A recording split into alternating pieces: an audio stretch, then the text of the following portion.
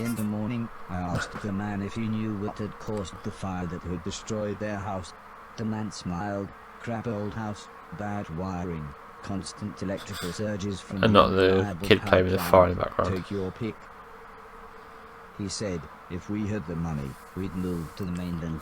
But we can barely feed ourselves, let alone buy a new house, so for now we're left here with the rest of the scum. But he did say I should head to the mainland, as there would be plenty there for me to clean, and a better quality of rubbish. The man said, before the war, my lovely wife used to be a fisherman. Fisherwoman? Fishing person?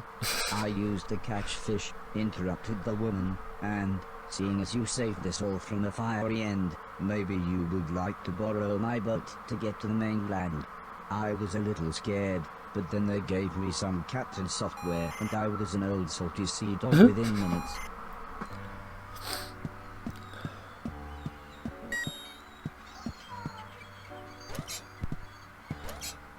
Is there any more stuff around here? Let's have a quick look. There's all this stuff up here.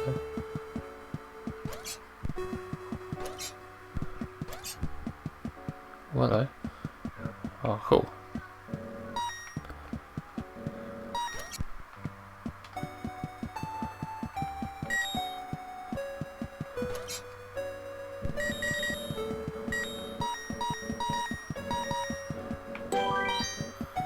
So that's all that stuff down here.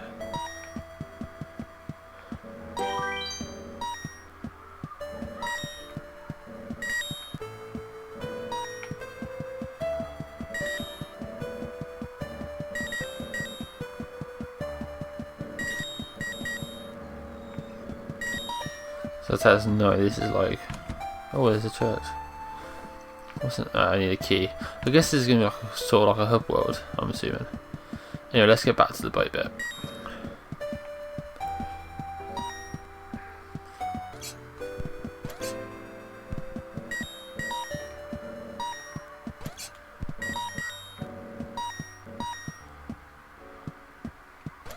Okay, I managed to get up here.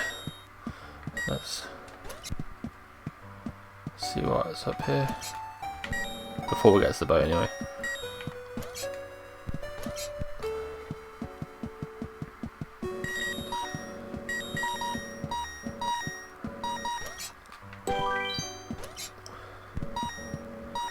Okay, this might be the only thing I can give us. So I can't go up there. So let's go back to the boat.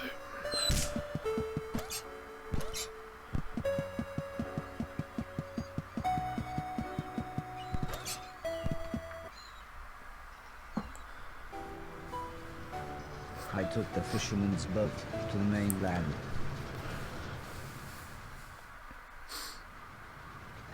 The fisherman was right. Everything was in pieces. Everything had been destroyed. I docked the boat in some ruins. They must have once been a town. Okay, alright.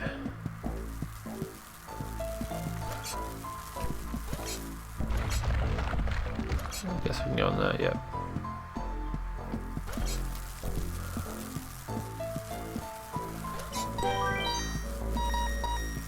$10,000 drink collected. Oh no. Oh, I can walk down water, can't I? I don't think I can go in water yet. I guess that's another power up later on. So I'll leave that as is.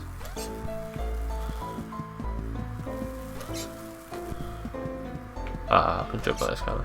Oh, I could do that with other stuff that I drunk. Oh.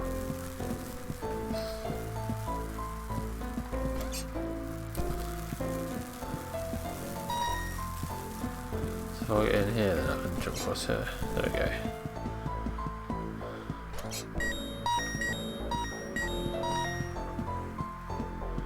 Getting there's more water actually is there.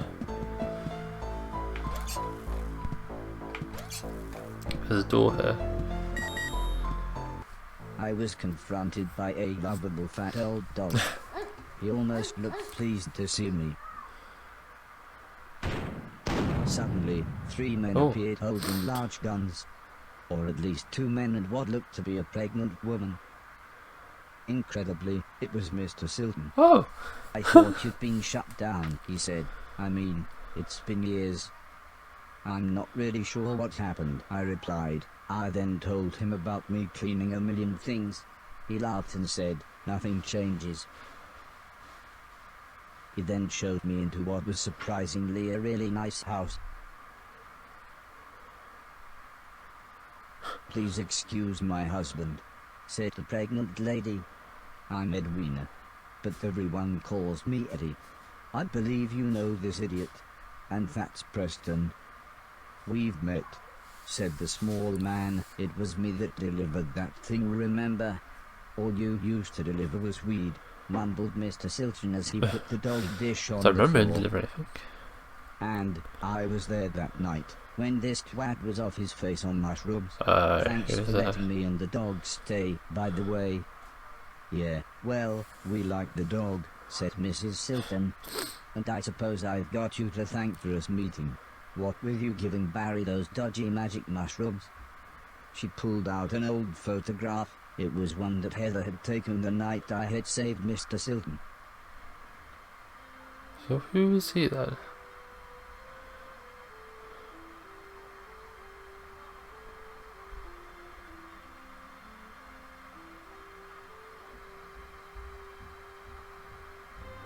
Oh, does he deliver the gravity boots things?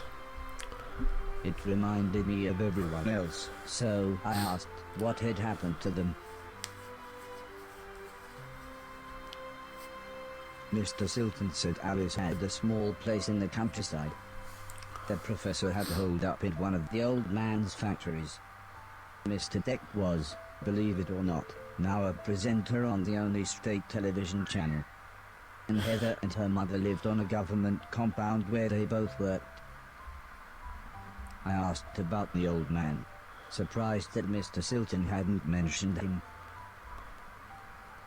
He's dead, said Mr. Silton. Sorry, I thought you knew. Anyway, said Mr. Preston, I thought you said that robot thing found the mushrooms for you, in that hoarder's manky old barn. Mr. Silton looked embarrassed.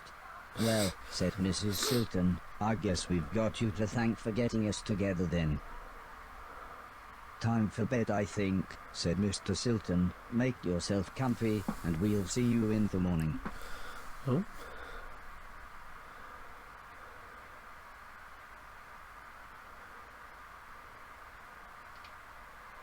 So I'm going to end this episode right here, and I'll continue the next episode, the next part of this, in the next episode. So thanks for watching the video. Please hit thumbs up to my channel, subscribe. Bye.